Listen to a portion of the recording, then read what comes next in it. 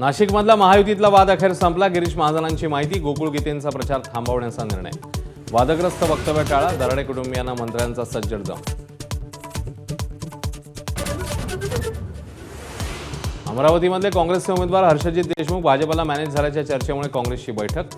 देशमुख काँग्रेस नेत्यांच्या संपर्कात नाहीत, हॉस्पिटलमधील बाहेर निघा, लोकांमध्ये या, यशोमती ठाकूर यांचं आवाहन।